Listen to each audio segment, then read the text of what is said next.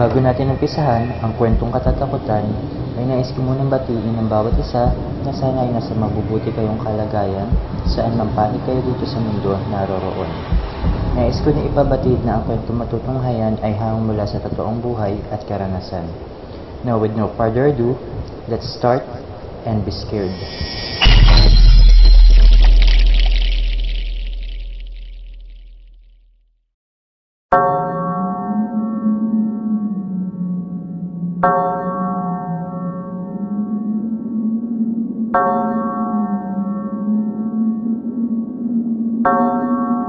Gandang gabi sa lahat ng mga nakikinig.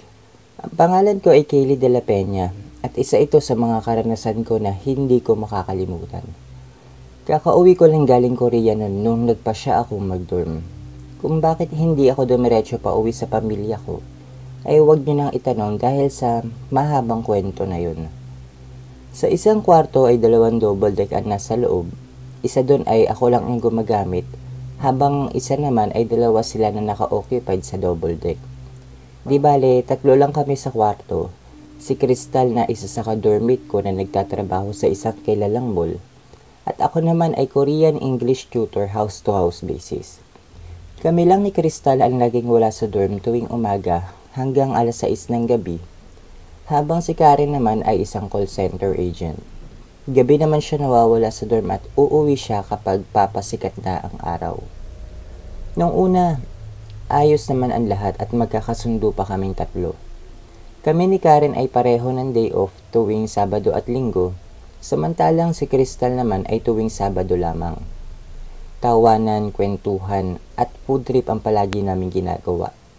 Pero, nagbago ang lahat nung umuwi si Crystal galing sa probinsya nila sa Capiz. Hindi ko alam kung saan dun banda dahil ayaw kasi namin magtanong pa o magbukas ng mga kwento-kwento tungkol sa Capiz sa kanya. Kasi karamihan sa mga nakatira dun ay aminin man natin o sa hindi, ay mga napakasensitibo tuwing pinag-uusapan ang lugar nila na maraming aswang. Pero para sa akin dahil sa marami na nga akong naranasan ay wala naman sa lugar yan. Dahil kahit saan naman ay mayroon talaga. At simula nga nun ay lagi nang balisa si Crystal nung umuwi siya sa dorm. Hindi na rin namin siya nakakausap na maayos dahil kung hindi tulala ay para siyang wala palagi sa kanyang sarili. Lagi din siyang nagagalit sa amin tuwing nakakaamoy siya ng bawang sa tuwing kumakain kami. Na ipinagtataka namin dahil dati naman ay hindi siya ganun. Natawa pa ako kay Karen kasi niloloko niya pa si Crystal na baka daw naglilihi ito. Kibit-balikit na lang ako pero iba na ang nararamdaman ko noong mga oras na yun. Tamang-tama naman na katext ko yung pinsan ko dahil pauwi siya noon ng Pampanga. At may ipinabibigay daw ang lola ko sa akin dahil gabi-gabi daw akong napapanaginipan nito ng masama tungkol sa akin. Hindi naman sinabi sa akin kung ano yung pinabibigay ni Lola basta magkita na lang daw kami sa linggo. Gabihan alas 7 pa lang ay tulog na si Crystal. Iniisip ko baka sa sobrang pagod sa trabaho pero kinikilabutan ako na yung lakas ng tibok ng dibdib ko ay hindi na humihinto. Nakakailang beses na din ako sa pag-inom ng tubig para mawala yung kaba ko pero wala pa ring epekto. Buti na lang, katext ko yun ang liligaw sa akin nun at lahat ng nararamdaman ko ay sinasabi ko sa kanya dahil sa nakakaramdam na talaga ako ng takot. Pero hindi ko na ikinuwento sa kanya yung puting babaeng palagi kong nakikita sa kwarto namin na laging nakatayo at baka kasi hindi na ito maniwala sa akin at sabihan pa akong baliw. Lalo pa ako natakot nung dumabi sa akin yung babae. Sa likod ko mismo at sa kanya ako binulungan na mag-iingat daw ako. Iyon ang hindi ko makakalimutan na laging nakatatak sa utak ko dahil sa kauna-unahang pagkakataon kasi sa araw-araw na nakakakita ako ng multo, ay dun pa lang ako nakaranas sa sabihan ako ng ganun. Sabay pa ako nagtalukbo ng kumot at pilit na nagdadasal na mawala ang takot ko at walang mangyaring masama sa akin hanggang sa nawala na siya sa tabi ko. Hindi ko na napansin na nakatulog na rin pala ako noong mga oras na yun. Nagising na lang ako sa lakas ng kalabog sa taas ng double deck na hinihigaan ko. Samantalang wala naman natutulog dun. Dahan-dahan ko pang ibinababa yung kumot nun at ibinubuka ng kaunti ang mga mata ko para tingnan ng paligid ko pero hindi naman gumagalaw ang katawan ko. Madilim sa kwarto at tanging liwanag sa bintana lang ang nagsisilbing liwanag na meron kami dahil nakapatay na yung ilaw. Napatakip pa ako sa ilong ko dahil sa masangsang na amoy na naaamoy ko na parang malansa na hindi ko maintindihan. Nung makaramdam ako ng gumagalaw sa taas ng hinihigaan ko ay umakto akong natutulog ulit pero nakikiramdam pa din ako sa paligid ko. Hanggang sa may parang ulo na nakadungaw sa taas ng double deck at tila nakaharap sa mukha ko. May naramdaman din akong parang likido na tumulo sa pisngi ko hanggang sa may tumalon mismo sa harapan ko. Alam niyo yung tunog na parang may sumisinghot o aso na may inaamoy? Ganon na ganon ang narinig ko noong mga sandaling iyon. Wala nang tigil ang pagdadasal ko sa isip ko at ganon din ang kaba ng dibdib ko. Halos lumuwa pa yung puso ko nung may naramdaman akong parang may ulong palapit sa akin at inaamoy ako. Pakiramdam ko ay basa na din ang leeg ko sa kung anong tumutulo na likido na galing sa kung ano o sinong umaamoy sa akin. Pilit kong binubukan ng kaunti ang mga mata ko para hindi ako mahalatang gising ng kung sino mang nasa tabi ko nung maramdaman ko nasa bandang tiyan ko na siya. Halos pakiramdam ko ay namanhid ang buo kong katawan sa nakita ko. Si Crystal. Siya ang nakikita ko na inaamoy ako at halos mapuno yung bibig niya ng laway na parang asong nawawala sa sarili. Hindi ko masyadong maaninag ang mga mata niya dahil sa buhok niya na nagkalat sa mukha niya. At isa pa ay dahil sa medyo may kadiliman na rin ang kwarto namin. Hindi ko maigalaw ang buo kong katawan at hindi din ako makapagsalita ng daig ko pa ang binabangungot ng mga oras na yon. Pero gising na gising ako at ramdam ko ang bawat patak ng laway ni Crystal sa kamay ko na nakapatong sa tiyan ko. Lalo pa ako nagdadasal sa isip at saka ko ipinikit ulit ang mga mata ko na ipinauubaya ko na lang sa Diyos ang pwedeng mangyari sa akin. Ramdam ko din yung paghihirap ni Crystal na inaamoy niya ako na parang gustong gusto na niya akong sunggaban. Pero pinipigilan niya ang sarili niya hanggang sa makarinig ako ng malakas na sigaw at pag-iyak niya na para siyang nasasaktan. Narinig ko din yung sinabi niya na tumigil na daw ako sa pagdadasal dahil alam niyang gising ako at dahil narinig niya din daw ang tibok na puso ko at naaamoy din daw niya ang takot ko. Pero hindi pa din ako humihinto sa pagdadasal na mas lalo niyang ikinagalit. Hanggang sa tumakbo siya papalabas ng kwarto nun at saka pa lang ako bumangon. Doon ko palang nakapayo na sa pisngi at leeg ko na laway ni Crystal niya ang likido na naramdaman kong iyon na napakabaho. Dali-dali pa ako nagkalkal sa maleta ko na kung pwedeng anong gamitin pangontra at nung makita ko ang Biblia ay niyakap ko ito ng mahigpit. At saka ako nagdasal ulit habang nakaupo sa sulok ng higaan ko. Pagkatapos ko buksan ng ilaw ay dumating si Crystal 4:00 na ng madaling araw. At punit-punit ang mga damit na may kulay pulang likido na din ang mga kamay niya. Ganon din ang bibig niya. Nakita niya pa ako nakatingin sa kanya pero dire-diretso lang siya sa pagpasok niya. Sabay na umakyat sa itaas ng double deck nila ni Karen na isang hakbangan lang niya. Isang oras ng katahimikan simula nang dumating siya nang halos lumuwa ang puso ko sa tindi ng kaba nung makarinig ako ng malakas na tawa ni Crystal. Tawang parang nang iinsulto o natutuwa sa nakikita niya sa akin. Hanggang sa katahimikan ulit at maya-maya lang ay dumating si Karen galing sa trabaho. Kakausapin ko sana si Karen tungkol kay Crystal pero inunahan ako ng takot na baka kung anong gawin sa akin ni Crystal. Buti na lang ay Sabado na din ng araw na yon at wala kaming mga pasok na 3. Iniisip ko, tatabi na lang ako sa pagtulog kay Karen o papatulugin ko si Karen sa tabi ko. Tulog lang kaming 3 maghapon pero nagising ako pagka 3:00 ng hapon at kahit gutom ay hindi ako bumangon hanggat hindi nagigising si Karen. Kinagabihan nun ay nag-aantay ako sa kung anong pwedeng mangyari pero umalis lang ng dorm si Crystal. At umuwi siya eksaktong 4:00 ulit ng umaga. Nagising pa ako sa paghawak niya sa braso ko sabay ngiti sa akin at isang hakbang ulit na pag-akyat niya sa taas ng higaan niya. Dumungaw pa siya sa akin na halos kalahati ng katawan niya ay naibaba niya para lang tingnan ako at saka nginitian ulit sabay senyas na wag akong maingay. Maya-maya ay nagising naman si Karen na todo reklamo kung bakit daw sobrang baho sa loob ng dorm namin. Hindi na ako nagsalita pa at nagtalukbong na lang ng kumot. Kinahaponan ay nagkita naman kami ng pinsan ko at sabay inabot sa akin yung pinabibigay ni Lola kasama ang isang sulat. Pagkabukas ko ng karton ay may nakabalot na sobrang higpit na buntot pagi at nakafold pa na mabuti na lang, hindi naputol pero hindi ko na siya maituwid-tuwid pa.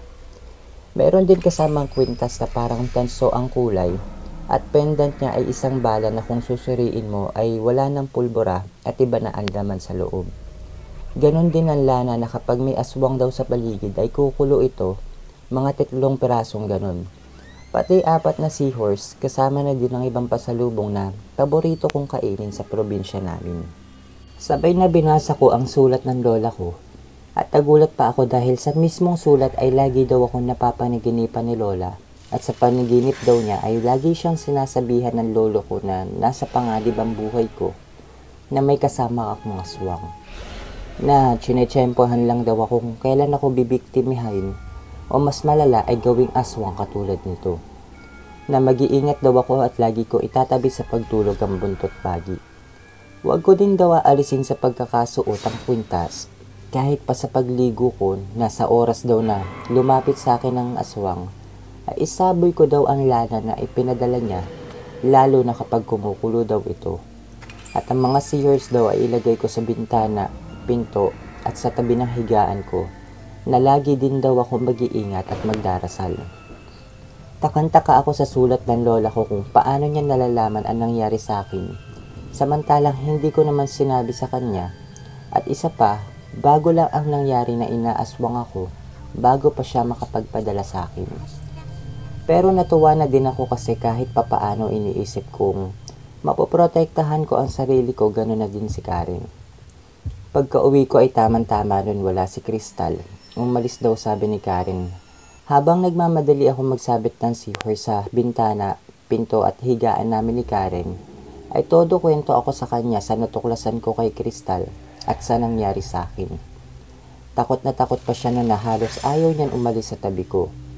Binigay ko sa kanya yung 2 lana habang ang isa naman ay nasa ulo na ng higaan ko.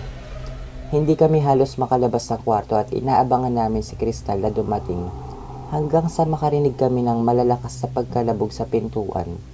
Kasabay ng pagsigaw ni Crystal na alisin daw ang kung anumang nakalagay sa pinto.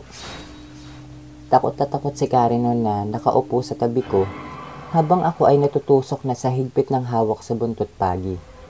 Maya-maya pa ay nakita namin si Crystal na pulang-pula ang mga mata pero siya pa rin naman ang itsura maliban sa panlilisik ng mga mata at pula nito naggalit na galit at saka siya umalis. Sa sobrang takot ay nakatulog na kami ni Karen at nagising na lang kami sa lakas ng kalampag ng pinto na parang sinisira. Nagkayakapan pa kami sa takot ni Karen at eksaktong 1:00 na ng madaling araw iyon. Wala pa man din katao-tao sa dorm kundi kami lang dahil karaniwan kapag linggo ay nasa kanya-kanyang pamilya sila at Lunes na ng umaga sila nagdadatingan. Nagdasal kaming dalawa ni Karen habang nakikiramdam sa paligid namin at nilakasan ko na ang loob ko noon nang maalala ko ang ginagawa ng lolo at lola ko tuwing may aswang sa paligid. Hinampas ko sa may pintuan ng buntot pagi ng paulit-ulit at nang maramdaman namin nasa bintana siya, ay ganun ulit ang ginawa ko na todo hampas at saka ako nagsisigaw na lubayan o tantanan niya na kami. At kapag hindi niya kami tinigilan ay ipagkakalat namin na aswang siya para wala na siyang mapuntahan pang iba. Sigaw siya ng sigaw sa galit at dinig na dinig namin yung tunog na parang asong galit na babangis. Hindi naman kami marinig ng kapitbahay namin kahit gaano pa ang ingay namin dahil nasa dulo ang kwarto namin sa loob ng bahay ng dorm na tinitirahan namin. Ilang minuto lang ay nawala din siya at nakiramdam lang kami ni Karen sa paligid namin. Hindi pa din kami natulog at pagsapit ng umaga ay nakapagdesisyon kami ni Karen na umalis sa dorm na iyon at maghanap na lang ng iba. Hindi na namin inisip ang deposit namin at basta nag-alsa balutan na lang kami. Kinuha ko din ang mga pinadala sa akin ni Lola sa akin para kung saan man kami tumira ay siguradong may protection pa rin kami. At saka na kami tumawag sa may-ari ng dorm nang makaalis na kaming dalawa. Hanggang ilang buwan at taon ang lumipas, ang huling balita naman ay umuwi na daw si Crystal sa probinsya nila sa Capiz, habang ako naman ay umuwi din sa probinsya namin. Iniisip ko na ayaw ko na mag-dorm dahil nandun pa din ang takot ko na baka isang araw ay makasalubong ko si Crystal o di kaya'y puntahan ako. Salamat sa pagbabasa at sa susunod na kwento ko ulit kapag sinipag ako. Kaylin de la Peña.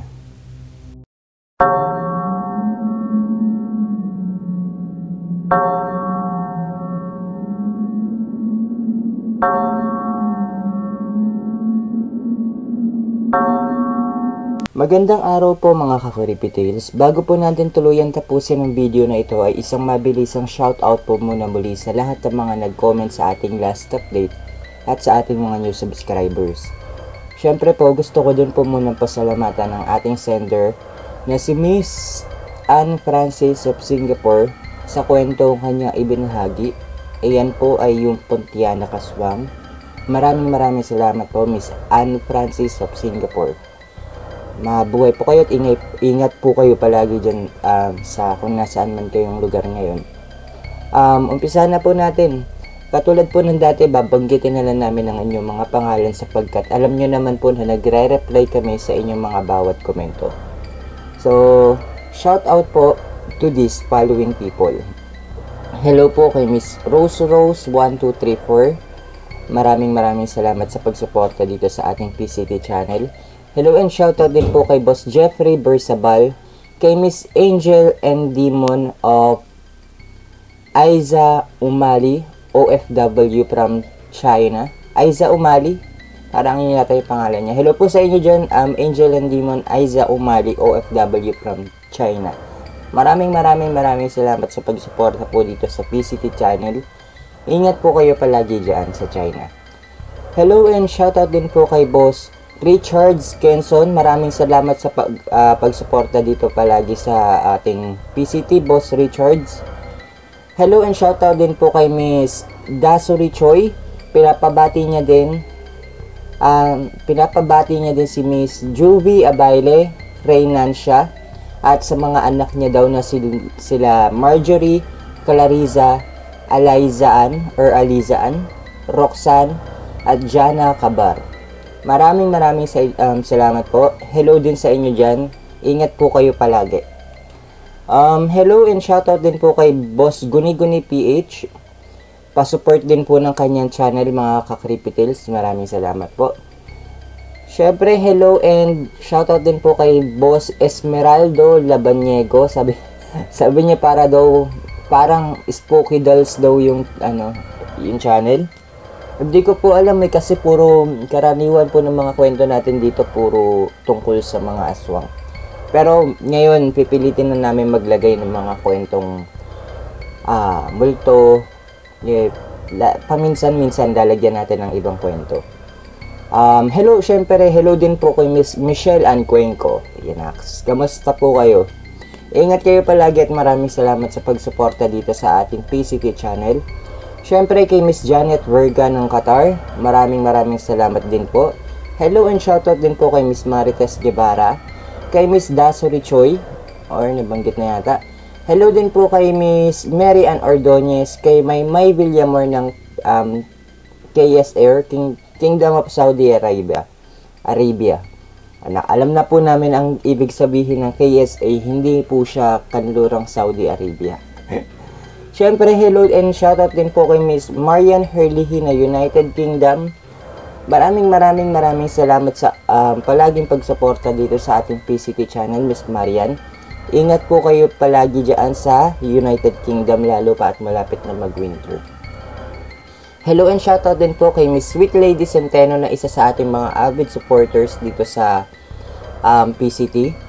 Kay Miss Karen Brescia na isa din sa mga palaging nakaantabay sa ating mga updates. Ingat po kayo palagi dyan, Miss Karen Brescia of Singapore. Hello din kay Miss Maria Pumoto of Japan. Maraming salamat din po sa palaging pag-antabay, Miss Maria Pumoto. Nakakatuwa po na isa itong PCT sa napili nyong palaging suportahan.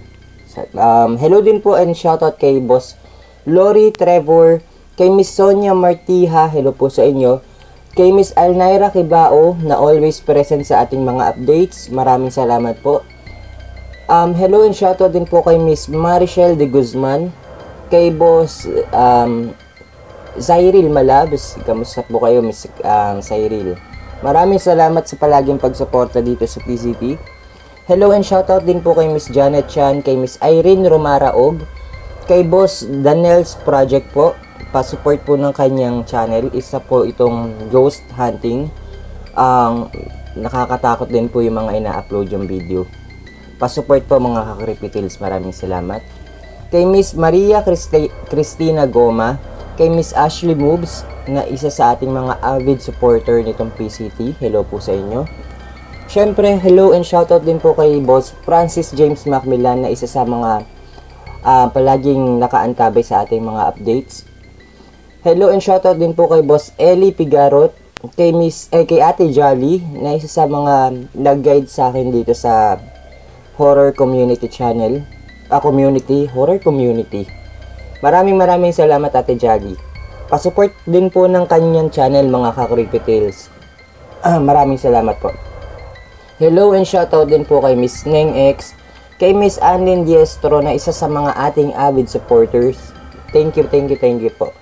Hello and shoutout din po kay JM Napoles, kay Joycel Nelvan ng Hong Kong. Sabi niya, always listening everyday routine habang naglilinis. Maraming salamat po, Miss Joycel Nelvan, sa pagsuporta dito sa PCT. Makakaasa po kayo na mas lalo pa namin pagbubutihan. Ingat po kayo palagi dyan sa Hong Kong. Hello and shoutout din po syempre kay Boss John Reniel Zacate, na always present sa ating mga updates. Sa ating kaibigan na channel na Mga Kwentong Kababalaghan. Maraming salamat sa pagbisita dito sa Pinoy Creepy Tales. Pa-support din po ng kanilang channel, mga ka-Creepy Tales, Mga Kwentong Kababalaghan. Ayan, maraming salamat po. Hello and shoutout din po kay Miss Vilches, na isa sa ating mga talaga namang tumatangkilik dito sa Pinoy Creepy Tales. Kay Miss Krish De La Cruz, hello din po sa inyo.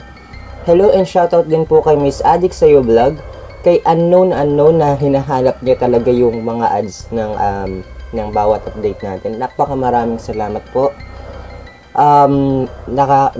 Malaking tulong po yan dito sa Pinoy Creepy Tales, Boss Unknown. Maraming salamat po. Hello and shoutout din po kay Boss Richard Skenson. Nabati ko na yata siya. Hello and shoutout din po kay Miss Normelita, kay Angel and Demon, OFW from China. Siya din pala yung kanina nagbabati ng mga daughters niya. Hello and shoutout po kay Boss Draydin, kay Miss Creamy Surf, hello po sa inyo. Kay Boss Creepy Shinigami, na isang animated horror channel. Pa-support po lang kanyang channel, mga guys.